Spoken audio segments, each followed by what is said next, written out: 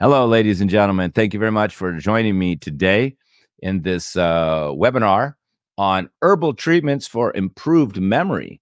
Now, I think everybody wants to have a good memory. Even people who are young and going to school need to have a sharp mind and good memory just to be able to pass the exams. And of course, as we age, many people believe that, our memory degrades, and part of old age is having a poor memory. However, this could be completely avoided with these herbal products and herbal herbs that I'm going to discuss. Many of the herbal products that I talk about, you could make these at home. You don't need complete formulas like I have. Just one or two of these herbs that I talk about taken every day can really maintain and even improve your memory. Now, some of these products I talk about are very powerful, particularly the Ayurvedic ones where you have the pure powder.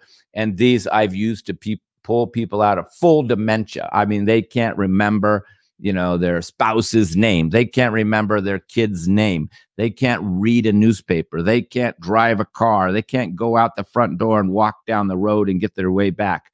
I've had patients like that I wouldn't say they fully recovered. They still were forgetful, but they could go walk down the road. They could remember their spouse's names. But, as far as being a complete case of infunctional dementia, they did recover. But those are the powdered herbs and the formulas that you have to take in larger doses. Now, if you just want to be preventive, you can take just one of these herbs like gotu or Brahmi or ginkgo just every day. You can even add it to other teas that you're drinking. In fact, some of these herbs like ginkgo, I learned about in the late 70s, and I've been really having it since then. And then in the early 80s, when I went to India, I learned about Brahmi. And you can see even to this day, I'm making teas with Brahmi and ginkgo together and other herbs. And so some of these teas and herbs I've been drinking more than 35 years. And I don't really miss a day. And when I do not take my brain tea, for example, which I'm going to introduce the ingredients to you, even my coworkers can notice that your memory is poor. In fact, even in the office, when somebody makes a mistake, we say, "Did you have your brain tea today?" And they put their head down and say, "No." And they walk into the kitchen and they make the tea.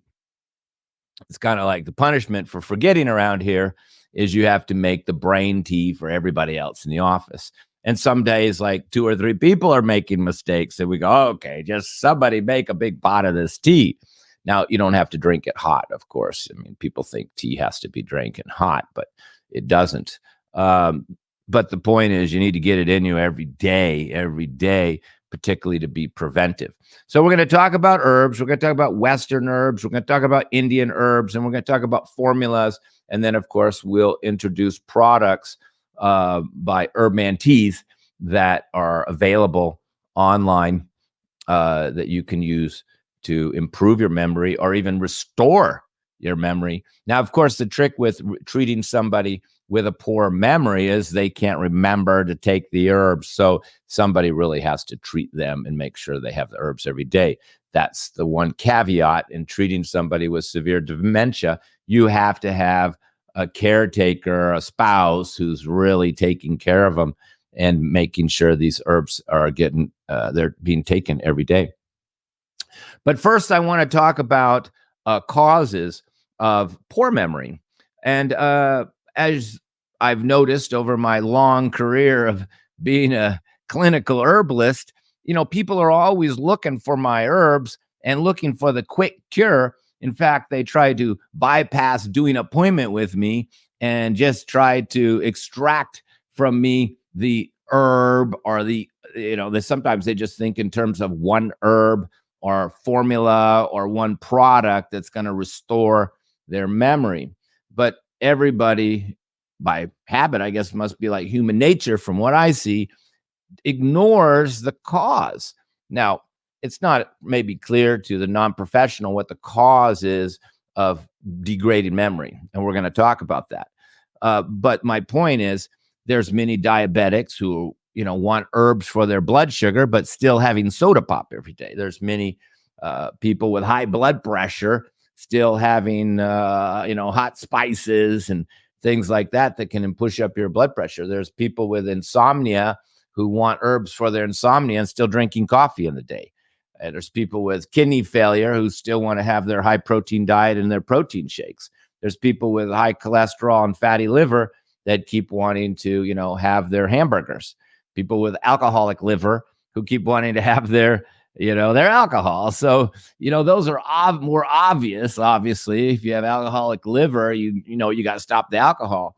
But it's the same for all conditions. There's always a cause. And according to Ayurveda, the ancient system, which I'm an Ayurvedic doctor and pharmacist, says the first treatment is to remove the cause. That's why I don't like to just give out my products to people directly without an appointment, because what I'm doing is I'm investigating why you have the condition. And believe me, you did it. You created the problem. Every diabetic has been having sugar in their coffee and soda pop for 30, 40 years. They did it. They may like to blame their genes, but no. And people like to blame old age too. There's so many people that think, joint pain is just part of aging. Wrong. I'm treating it all the time. There are things that you've done that have created this pain. That's another subject. And people think urinating at night is also a part of aging. Wrong. This is usually inflammation in the bladder, and it can be treated. And I have dozens of testimonials from women thanking me for not urinating at night. But I think I made my point. You have to identify the cause. So I know you're waiting for it. So let me just get to it here. The causes of poor memory. Number one, you may want to write this down and identify what the causes are that you're doing if your memory is poor, or maybe you're thinking of a loved one or grandma or grandpa. Number one, which I see with elderly people, particularly in their late 70s and 80s now, is the low-fat diet. Because in the 50s, they went nuts and they thought fat was bad, butter was bad, and they really messed up and they did margarine, which turned out to be cancerous. Carcinogenic. So, we're kind of pretty past that, but there's still a lot of people that have stuck in their head that low-fat diet is the way to stay thin and keep their cholesterol down. Now, of course, we know there's different types of fat. There's the LDL, HDL, the good fat, the bad fat. But back then, they didn't know that. So people who are generally thin already. If you're already an overweight person, you got an extra 20 or 30 pounds on you, you can get away with having more of a low-fat diet because you got fat on the body. The body ain't going to run out of it because you got it. But if you're a thin person, and unfortunately, they're the ones who tend to love the low-fat diet, the thin people, because they think that's why they're thin, because they've been on the low-fat diet for 50 years. I can remember more than one person where was brought to me with dementia. And I said, ma'am, how long you been on the low-fat diet? Because she checked it off on her form. Oh, I don't know, about 50 years now. Oh, my God. And now her memory is gone. Why does your memory get worse when you have insufficient fat in the diet? Well, the brain is 90% white brain matter, maybe 70 or 80 or 90, but it's a high percent of white brain matter. And that's the kind of lubrication that's supporting the brain cells, the nerves, and it allows the electrical currents to take place and to transmit between the brain cells, which are like nerves, basically. And when you have low fat in the brain, low white brain matter, then it's kind of like a dried out brain. That's not communicating. Now, Ayurveda knew this thousands of years ago, so you don't even have to worry about the anatomy. What you have to think of is how to identify if a person has low fat. Well, that's easy. Just look at their skin. Grab their skin. If their skin is paper thin, they're not getting enough fat. Now, of course, with almost all people who have insufficient fat, they don't know it. They think, well, but I eat a half avocado every day. I have some olives. That's insufficient. Of course, different people need different amounts of fat. a menstruating girl losing blood needs a lot more fat than a man. A thin person may need more fat than an overweight person. So, but having one avocado a day ain't going to hack it. Just like your car, even a good car is using up some oil. And sometimes, not to scare women away, I tell them, just think of, I don't even want to use the word fat. Just think of it as oil, as lubrication. Another sign of low-fat diet is really cracking joints. That's lack of lubrication. And lack of thin skin, it's like lack of protection. You can just look at the back of their hands. If you see all the bones sticking out of the back of their hands, they're depleted. That could be both muscle and fat. But when the skin is thin, that's fat. You don't. And other signs are dry, hard stool. So it's usually, I don't tell people you're a low fat. I say, let me see the skin. Okay. Let me see the collarbone. If there's collarbone sticking out, I also look for the cheekbone protruding, boniness. And then cracking joints. Yep, they're cracking. And then, do you have dry, hard stools? Yes. So it doesn't really. Then at that point, we know they're having insufficient fat in the diet, whether they believe they're eating enough or not.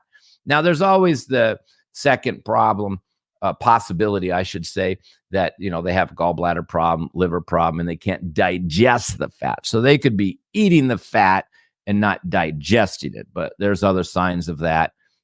Oil in the toilet, oil floating in the body, and then you'll have high cholesterol and other indicators that you're unable to digest the fat.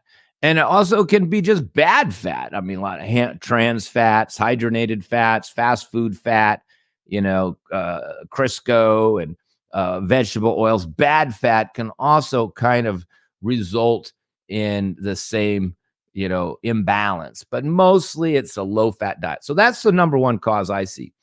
Number two cause is alcohol consumption. We know alcohol is very damaging, not just to the liver, but to brain cells. So, but that's usually pretty clear because a person will have a history of drinking, and hopefully they've stopped. You always have to stop the cause before you start the treatment.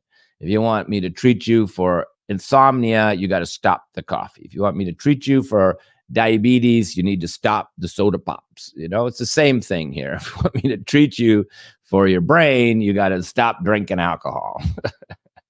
It's not good for your brain. And other cause is poor circulation. And you can tell very easily if you have poor circulation or not. And that is if your hands and feet are cold all the time when other people are not. So, your feet, particularly your feet, is the furthest extremity.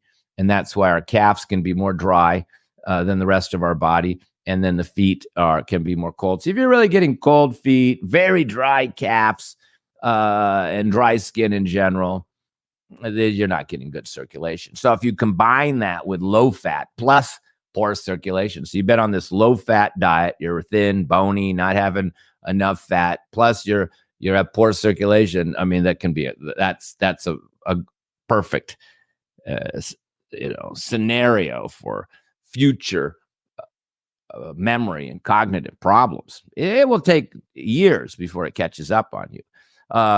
And how do we get poor circulation? Number one, well, you can get thick blood, too thick of blood. But cold foods, cold drinks, cold water all coagulates and ruins your circulation. Things that improve your circulation are heating and warming things: ginger, garlic, onions, hot soup. So people just eating a lot of cold, drinking ice water a lot. This not only affects your thyroid, not only wrecks your digestion, but also affects your circulation. And you can have spider veins, you can have clotting, you can have varicose veins. These are all signs of poor circulation. So now if the blood's not getting to your feet, it's also having trouble getting to your brain. So, and then the other issue cause can be nutritional deficiencies, too extreme of a diet.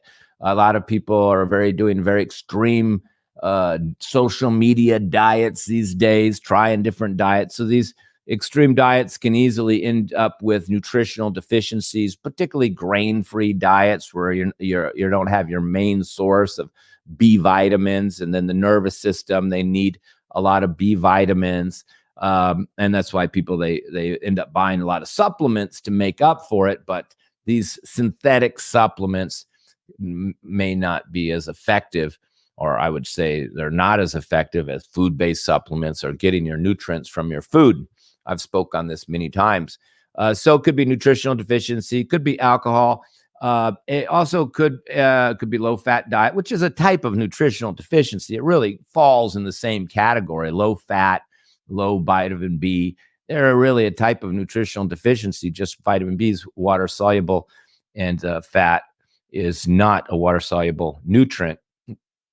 The other cause is damage to your nervous system, any type of toxin or chemical that's able to get past your blood-brain barrier.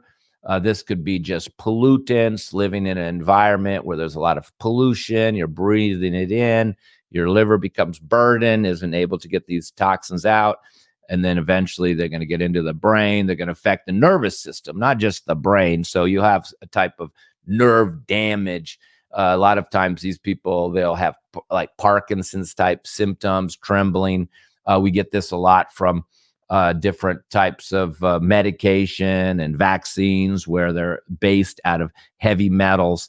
And then these heavy metals, they get into the system, even like mercury and like fillings, they get into the system. And then they create havoc with the nervous system, and particularly the brain. So you can get this foggy brain fog from heavy metal toxicity. Many pharmaceutical medications can lead to this type of toxicity. Living in a polluted environment, all the chemicals and pesticides that we have in our food. In fact, people who live in Europe or have stayed a lot in Europe where they get more fresh food, more market food. They say, oh, when I was there, my brain fog went away. And I was eating the bread, no problem. My brain fog went away, and they come back to the United States. The bread bothers them again. And there's a reason for that, of course. And then also the food. And that's because, we have a lot more pesticides and chemicals in our food, and they have more restrictions and regulations along this area. And many countries in the world don't even allow genetically modified food.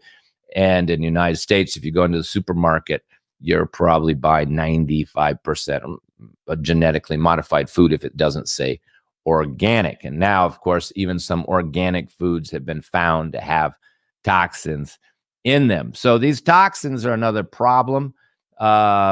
And usually the person will have other neurological issues like trembling, numbness, tingling, neuropathy. So when you see these other neurological issues or multiple sclerosis, where we know that there's nerve damage, there's damage to the myelin sheath in the nerve. Well, you're going to have some memory or cognitive problems because it's going to damage the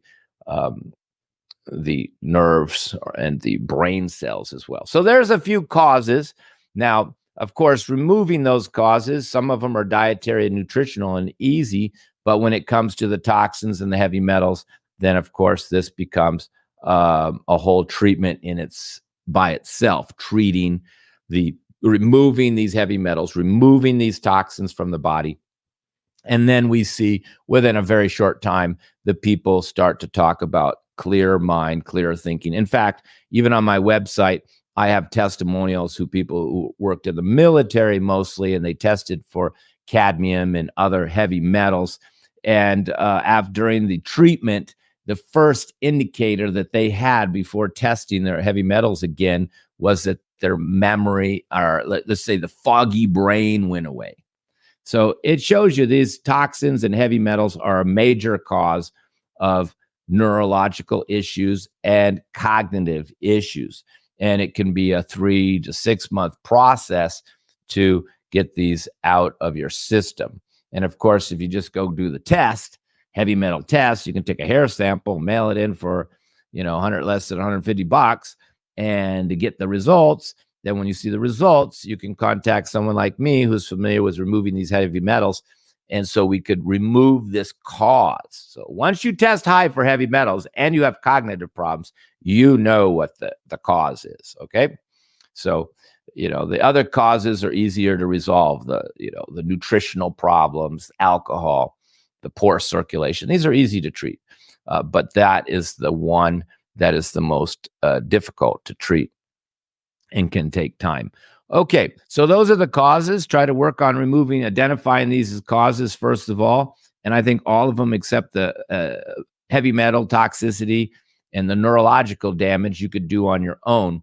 If you have neurological damage or the person you're concerned about has like neurological issues like Parkinson's or trembling, and they have cognitive problems, then you really need professional help. And I have given many webinars on this subject of nerve damage conditions. And but now we're going to focus on the herbs that you can take on your own to improve your memory. Now, let's just talk about some individual herbs first of all. If we look at my screen here, we can see under Herban Teas, our sponsor. Thank you, Herban Teas. Cheers. Paying for everything here. Under the site, we have a whole category called brain health for memory, focus, and mood. So I'm going to talk about some of these ingredients.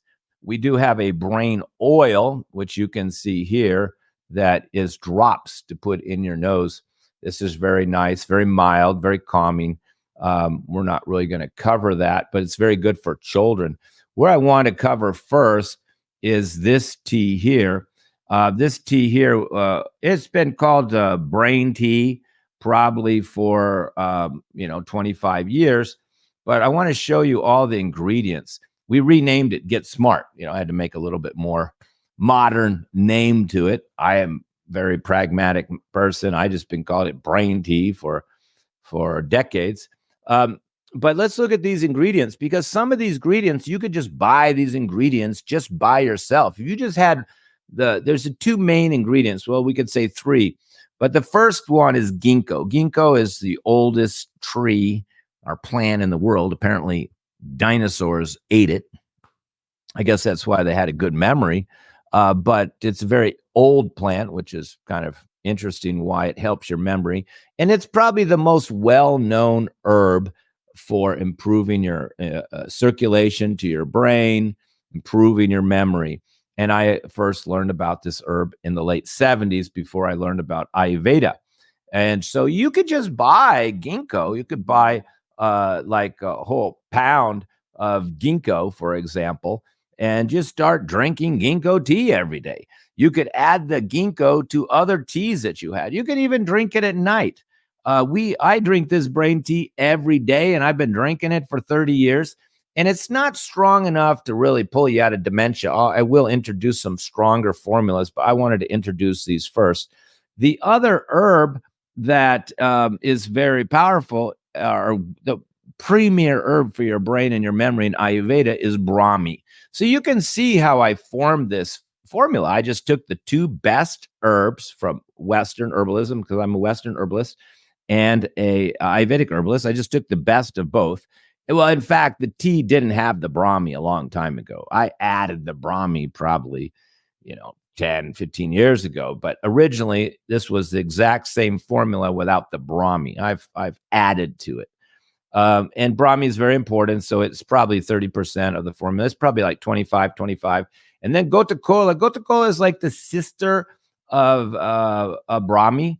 Sometimes even people who aren't familiar with herbs, they mix it up. Now, Gota Cola is more for circulation, and Brahmi is probably more calming than Gota Cola. But a lot of times, a lot of Indian herbalists will just use them together. I didn't use as much Gota Cola as I did Brahmi, but I put it in there. And sage has also been used by the Native Americans. So if even you just had sage, see, if you just picked a few of these herbs like Gota Cola and sage tea, that's a good tea. Now, I put in some peppermint because Brahmi's a little bitter and sage can be a little rough in its flavor. and ginkgo can be slightly bitter. So I put in peppermint for flavor, but peppermint has a little uplifting element to it. Like spearmint's more soothing, lemon balm's more calming. They're all from the mint family, but peppermint's got a little bit more kick, or a little bit, and it covers up the bitter taste. So I think it's about 20% peppermint.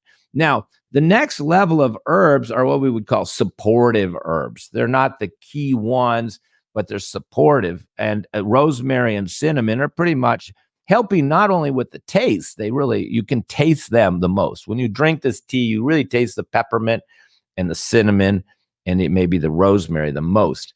But they're helping the circulation, because if the circulation isn't good, you're not going to get the herbs up to your memory. Now, you can do, rosemary all by itself. I've seen people try to do just rosemary tincture. And sure, it probably is not going to hurt you. It's probably going to help. But, this has got to be a much more effective formula than a single herb. You got ginkgo, gotu kola, Brahmi, sage, and rosemary. I mean, this is just looking at those herbs, this is going to really help circulation, memory.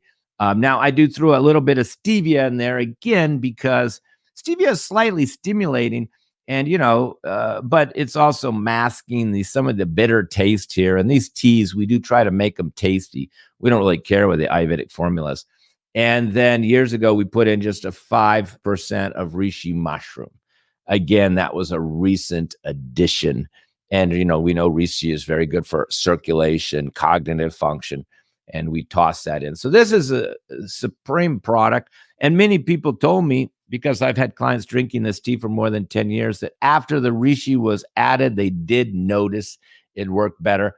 And I drink this tea every afternoon, and it's a fantastic tea. You can see it there. Those big pieces right there, that could be the cinnamon, big chunks, but it looks like the reishi. The reishi's in big pieces. I don't buy reishi from China. I don't trust it. So most of my reishi is all grown in the United States. It's very pricey, but it's a very pleasant tea. And you could probably pick any 2 or 3 of those herbs and have a nice tea to go by. So let's look at the next one. The next one, this is what I have every morning. And now you can see, now that you learned about the other herbs, you can see the same thing. There they are again. Ginkgo, gotu kola, sage, and rosemary. Now this one has some ginger, so it's more warming. And ginger's, I would say, slightly more stimulating than cinnamon. It's going to get the blood flowing even better. But this one's called Memory and Energy Tea. Well, that was its name for decades. And now we just call it Get Moving Tea. And of course, it's for sale in Urban Teas. And but the difference is it has green tea, and that's a very nice green tea that's not too bitter, and eleuthero root, which is Siberian ginseng, or the poor man's ginseng. It's a very mild ginseng. It's not very super stimulating, and it's not very expensive. We can see it in there. That's the white pieces are more than likely the eleuthero root, and the dark green is probably the green tea, and the little red specks are probably the rosemary. This tea I do in the morning. This is my get going in the morning tea. And in fact, when it's hot out, I'll make it the night before and put it in the refrigerator. And then just first thing in the morning, when I'm like all groggy, that feeling you're looking for your cup of coffee, I ain't got time to make a tea. I just take it right out of the refrigerator, ready to go. And I just make it at night.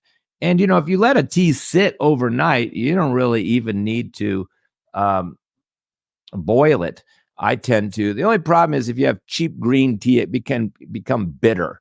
You can get if the tea, really green tea shouldn't be steeped so long, but that's why we picked this tea. You can see on the back and the website which tea it is. And we picked it because it's not bitter. It's the name, I forget it right now. Yeah, there we talk about. Yeah, here it is. Organic chumi green tea. And we use that because of not just its fragrance, but its more sweet flavor. And it's known to be kind of sweet and smooth with very little bitter taste. So that was the main reason we picked that tea. That's a great tea to get going in the morning, to get moving. And then in the afternoon, the tea with some of the same herbs, but without the caffeine. So that's a great combination right there. I mean, that's just a great 2 sets of tea. Get moving tea in the morning, brain tea in the afternoon. I've been doing it for decades. Now, if we talk about having something stronger, something for somebody with dementia, these teas aren't going to hack it. Now, I may provide these teas, but tea is weak. You have to understand powders are always stronger. And tea, if you boil it, let it sit overnight, it's going to be stronger than if you just let it sit 5 minutes. And tinctures are also weak. And homeopathic is even weaker. Not to say there isn't value, but if you're trying to pull somebody out of dementia, you need something strong.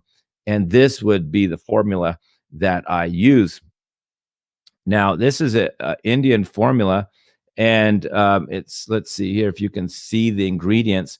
The ingredients is, you can see the Brahmi. The Brahmi's in there, and the Gotakolas. You already know this is Indian formula, no Western herbs.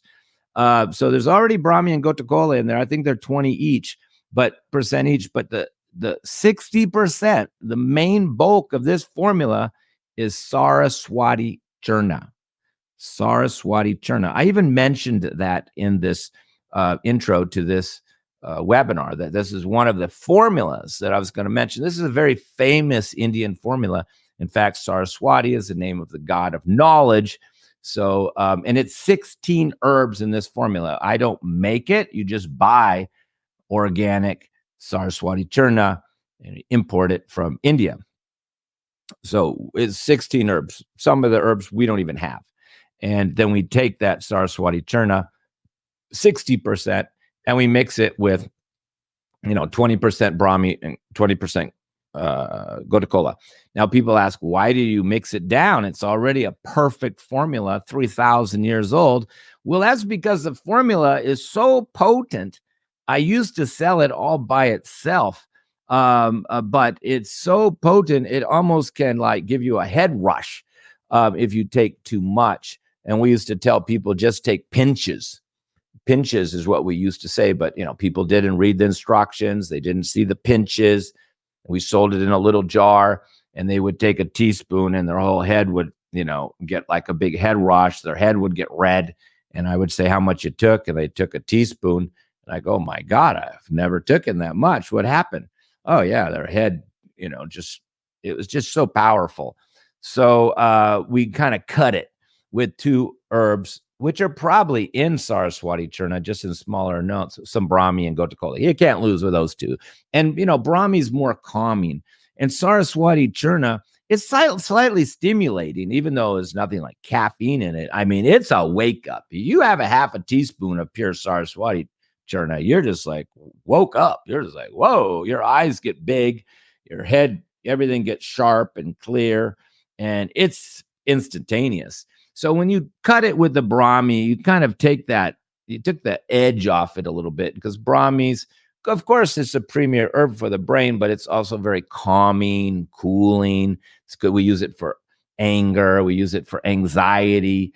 Gotakola also similar, but a little bit more emphasis on the circulatory qualities. So we just kind of toned down the traditional formula of Saraswati churna. Maybe someday I'll sell just Saraswati churna in capsules and just say take 1 capsule a day. But again, that's still pretty strong when you look at the size of these capsules. So we do sell this in capsule and in powder, and this has the kick. We even say improves cognitive function, memory retention and focus, and supports many mental and learning conditions. So I would say dementia is in there. So if you had somebody who's clearly like dementia level, then you want to give them this formula at least once. It says only half a teaspoon. See, it says half a teaspoon in the morning, and maybe another half a teaspoon later in the day, or add it to a cup of another tea. So a lot of times I'll give this Saraswati churna plus the brain tea at the same time. I'll say drink the brain tea like water, and then put some Saraswati churna in the brain tea at least once or twice a day, a half a teaspoon. That's how I'm pulling people out of dementia. Now, of course, you have to remove the causes, which we talked about earlier. You just can't ignore the causes. Let me look at a few more formulas. And now that you know a lot of these herbs, this one we call calm and clear. So there you go. There's Saraswati churna again. 13 herbs. It says on this one, 13 herbs. I think there's less Saraswati churna in there. So sometimes when you see a formula, it's not just the herbs, it's what percent of that herb is there. So this one has a lower percentage of Saraswati churna. And then it's got Brahmi, which you know about. And then it's got two other nervines, Jatamatsi and Shankpushpi. These are like the premier relaxing herbs in Ayurveda, besides Tagar, which is like more of a sedative, like they call it Indian valerian. Jatamatsi is probably closer to like passion flower or something. It's just a real chill herb. And Shankpushpi is also a real chill herb, and it's cooling and good for pitta and maybe better for anger. So you see Brahmi, Jatamatsi, and Shankpushpi. That is a very chill formula. Not enough to make you sleepy, but definitely to take the edge off of you. And that's the calming part of this formula. And then we mixed it with some Saraswati, which is the clear. So this is very good for this person who's nervous and also, wants to do well. Like a student, you're in school, you want to stay calm, you want to be smart, you want to have a good memory, you take it every day. And we say improves cognitive function, memory, focus, intelligence, and mild anxiety. See, the other formulas didn't mention anxiety, but we're still using the Saraswati churna. So we have a few more herbs and formulas I want to introduce here. And here we go again. This is called Ayurvedic Intelligence Formula. And there you go again, Saraswati churna. You can see this is the premier formula in Ayurveda. You go to Ayurveda doctor in India and say, hey, I need something for my memory. He's going to give you Saraswati churna. You can even get it in a capsule or a little tablet. Saraswati churna vati means in capsule form. And that's very nice. You can just take these things every day. All we're doing here is we're mixing it with other herbs so the formulas become more focused. There's the Brahmi again. I know this formula is 1/3, 1/3, 1/3. So there's 1/3 Brahmi, which is a lot of Brahmi. Now, this is an herb that a lot of even Ayurveda practitioners don't know about, Jodas Matsi. It's not Jatamatsi, the one I told you earlier that's relaxing. Sometimes people mix it up. They think I spelt it wrong. Jodas Matsi. Now, Jodas Matsi is actually used a lot in depression. It's very good for the mind. It's also known to improve intelligence. This is what this herb is for. It's slightly stimulating to your mind. It's known to improve your, get rid of mental fatigue. So between the Saraswati churna and the Jodas Matsi, this formula is just like, it's probably going to help overcome even fatigue, particularly mental fatigue. And then the Brahmi is just such a wonderful herb. In fact, this formula was told to me by an Ayurvedic doctor on the telephone. And he told me those three. And we also do another formula called Mood Balancer, which was for depression, where we use Shankpushpi for anger, Brahmi for anxiety, and Jodas Matsi for depression. It's also used for depression. It's kind of like uplifting herb. So it's uplifting and mind opening. Saraswati is also stimulating. Brahmi is a little calming. So this is, there's variations in these tea. And it says right here on the bag, take more if needed and add to the brain tea. See, right on the package, it says just add it to the brain tea to make it more powerful, because the brain tea by itself is nice preventive. You can drink it every day. I've been drinking it for decades, but, I haven't really had to take the intelligence formula. But, students take it. People are taking tests. They take it. And that type of person. So one more here. This is called Cool Head, and it's for anger. Matt, I kind of threw it in here. There's the Shankpushpi. Shankpushpi, I told you, is very cooling, relaxing herb that's used for anger, irritability. So it's first, then Brahmi, which I've been talking, every one of these has Brahmi. And then Taruni. Taruni means, Taruni is rose petal powder. In fact, I'm kind of surprised the formula isn't slightly pink. And then Jatamatsi, I told you, is another calming herb. And then Guduchi Sattva. Yeah, well, this is, we call basma. Guduchi is one of the most used herbs in Ayurveda for inflammation and pain. We don't use turmeric. Guduchi is used for inflammation and pain. But Guduchi Sattva is actually the juice of the Guduchi, and it's the stem. It's called Guduchi stem is the part they use. But here I guess they get the Guduchi plant fresh and put it in water and soak it. I think they cook it at a low temperature, and then all this slimy white stuff comes to the top of the pot, and they scrape it all off, and then they let it dry, and it becomes this like white powder. That's right. And we buy it in a little bag. It looks like white powder, and it's not cheap. We buy it in 1/4 ounce amounts, but it's extremely cooling, and it's used for anger and redness and rosacea and heat. So that's in there. And then Mukti Pishti is also what we call basma. Is from this type of herbal formulas that aren't just leaves and barks and stems and roots. And this is pearl. Now it's pearl powder. It's also very expensive, so it's probably only about 1 or 2% in here. But pearl, roses, Guduchi Sattva, these are all cooling, calming, anti-inflammatory, good use for anger. It says reduces irritability, frustration, anger, rage. Because in Ayurveda, we call this rajasic quality. All these herbs are anti-balancing the rajasic quality. So it helps mental clarity and peace of mind. All these herbs are what we call sattvic. That means that they are considered, for a peaceful state of mind. Like if you were going to go meditate, you could take this formula and your mind would be more peaceful, and you would not have aggressive thoughts or rajasic thoughts. Well, some of these other herbs we talked about earlier, Saraswati, churna is not rajasic. It's kind of stimulating. Jyotismatsi is kind of stimulating. It's not sattvic. It's not peaceful. It's kind of like getting your brain going.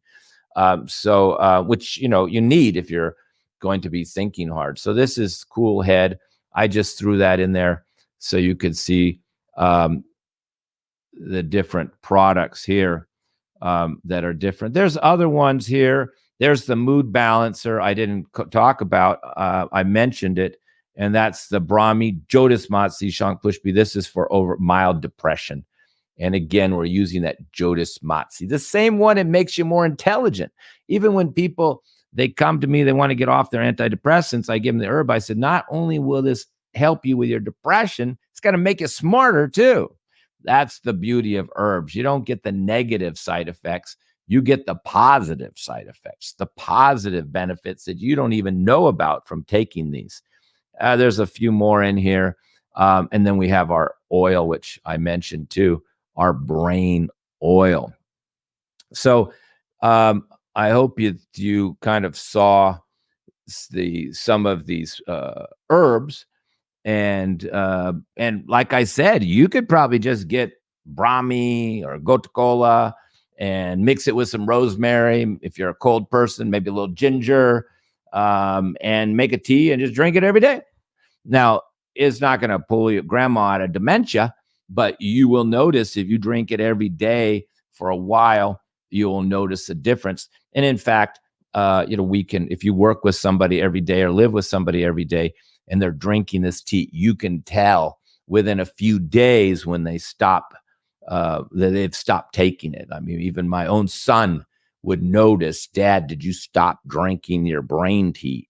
And he was correct. I stopped it a few days ago. It takes a few days before you start becoming like a little forgetful again. You're not as sharp. And it can take a week or two before you start feeling like, oh, yeah, I think this is helping. It's really so subtle that a lot of times people don't notice it themselves. It's the people that they're living with or working with that say, oh, yeah, you're definitely not forgetting as much. I don't know what you're doing, but you're not forgetting as much. And you yourself, you don't notice, because obviously when you're forgetting something, you don't even know you're forgetting unless you just keep leaving your keys in the bedroom, and you can't find your keys every day. You keep leaving your keys in your purse or your card. You can't find your keys. You can't find your wallet. And you keep walking back into the bedroom, wondering why you're walking into the bedroom. Those are signs that you're becoming forgetful. And then once you start doing this tea or these herbs for a while, even just the tea, like 1 cup a day for 2 or 3 weeks, you start to notice you're not walking in bedrooms wondering why you walked in anymore. So it's very subtle at that level. And again, if you have somebody who's got more advanced cognitive disability like dementia and serious forgetfulness, then you're going to have to use the Ayurvedic herbs plus the teas to really make a big difference. And it still could take a couple months. You have to remember, these herbs are not meds. It's not like you're going to take 1 cup of tea and your memory is going to come back. You got to keep going and keep going. And don't forget, you got to get rid of the causes. Yeah, and you have to identify the causes, which I covered earlier. So it's very important. And nutritional deficiencies can definitely be a cause. So, extreme diet, just not eating, fasting too much, skipping meals, leaving out whole food groups like no grains, no fruit, things, wild diets like that. Then you end up with nutritional problems. You try to make it up by doing smoothies and vitamins, and you don't know what your nutritional makeup really is. And this can definitely affect your mood, and it can affect your mind and can affect your memory. Because in Ayurveda, they say the mind is held by the nervous system. I've seen diagrams where it showed nerves are like the hands and the mind is held by these two hands. So if the nervous system's aggravated by a bunch of coffee, the mind is going to be all aggravated from the coffee. If the nerves are damaged from your drug use or heavy metal toxicity, then you're going to see this in a kind of a foggy mind. So if you've depleted your body of fat and the nerves don't have a very thick myelin sheath, and you become hypersensitive because you have thin skin, thin membranes over your nerves called the myelin sheath, and you become hypersensitive to everything, and everybody touching you, anybody saying anything kind of bothers you. Well, your mind is going to now reflect that as well. So the mind always reflects the state of the nervous system. So you see a lot of these formulas, they're not just treating the mind, they're treating the nervous system, because that is the system behind, or in Ayurveda, they say supporting the mind. But let me just assure you, as I conclude here, cognitive problems are very preventable. And I'm in my early 60s. People still say I'm sharp. All my staff are younger than me. I have the best memory in the house, and it's definitely due to the herbs. And I've had people who are much older than me taking more of these memory herbs than me and stating for sure the memory got way better, to the point that their memory got better than their own children. So it's very easy to treat the mind. It's not difficult to treat the mind. Like people think that the mind is difficult to treat. I mean, autoimmune conditions can be difficult to treat. It can take a long time to lose weight. Losing weight is a slow process. But, treating the mind isn't very difficult. I mean, there's plenty of herbs. You could take it this morning and it affects your mind the afternoon. So that's the beauty of the mind. It's very sensitive. It's being supported by the nervous system. And you can affect it adversely very easily with toxins, coffee, stimulants, and you can support it by making it calm, relaxed, and peaceful, and sharper memory also very easily, because it's all being supported through your bloodstream, and everything you eat and all the herbs you take go into your bloodstream, and it goes right to your nervous system and your brain cells, which are all very sensitive and will respond very, very fast. So that's the good news. So I hope that helped you. I hope that gives you faith. If you or someone in your life has serious cognitive problems, you should not accept it. Like I tell people, you should not accept any health condition. Don't accept arthritis. Don't accept urination at night. Don't accept poor memory just because you're elderly. All these are very avoidable. And if it's not too late of stage, very treatable. I wish you all the best of health and happiness. And please contact me if you have serious health conditions, serious dementia case or mental state, it's always preferable to have me diagnose you, identify the causes, change your diet, help you understand what these causes are, and for me to pick the formulas or even make the formulas specifically just for you. And generally, I'll give people, if they came to me with cognitive problem, I generally give them like 3 products. I may give you the brain tea plus one of the formulas plus the brain drops. I give you 3 things because if that's what you came to me for, I'm just not going to give you one little tincture with one herb in it. By the time you're taking 3 products, you could be taking 50, 60, 70 herbs every single day. And if you know the herbs as well as I do, then I can predict what effects it's going to have on you by even increasing the dosages. I'll give higher dosages for somebody who has a more serious condition than somebody who doesn't. So I hope this helped you. And don't forget to take your memory herbs. That's very important. God bless you all.